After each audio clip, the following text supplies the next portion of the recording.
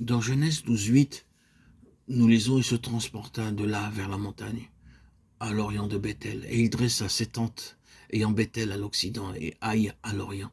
Il bâtit encore là un autel à l'Éternel, et il invoqua le nom de l'Éternel. Ce fut le second autel d'Abraham. L'autel l'avait conduit à la tente, et la tente l'avait de nouveau conduit à l'autel. Si ce que nous possédons ne demeure pas sur le principe de la tente, cela prendra racine, et il n'y aura pas de second autel. Lorsque nous avons tout consacré à Dieu, il laisse certaines choses dans l'attente, cependant nous ne pouvons pas en disposer comme bon nous semble. Tout ce qui se trouve dans l'attente doit être passé par l'autel et de nouveau replacé sur l'autel. À n'importe quel moment, Dieu peut nous dire « je veux cette chose ». Si nous la retenons en déclarant « elle est à moi », alors dans mon cœur, j'ai renoncé à l'autel. Et je ne peux pas dire à Dieu que ma vie lui appartient.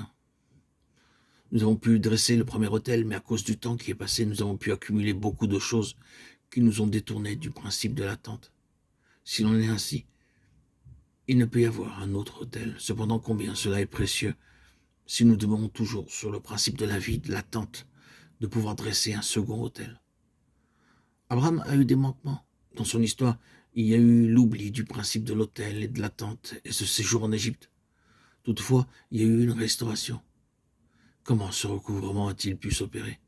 Genèse 13, 3, 4 déclare: il dirigea ses marches du midi jusqu'à Bethel, jusqu'au lieu où était sa tente au commencement, entre Bethel et Haï, au lieu où était l'autel qu'il avait fait précédemment. Et là, Abraham invoqua le nom de l'Éternel.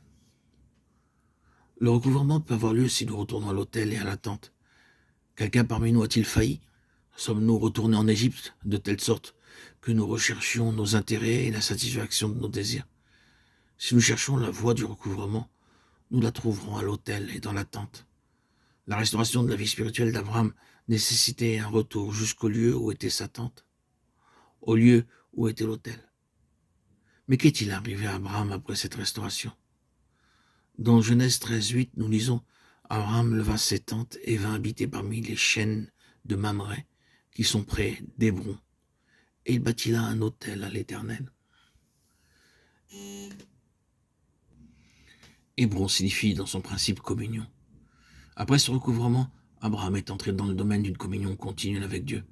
C'est alors qu'il a édifié un autre autel. Frères et sœurs en Christ bien-aimés, chers amis, auditeurs, auditrices, si nous sommes en communion avec Dieu, alors nous n'oublierons jamais l'autel, jamais, non.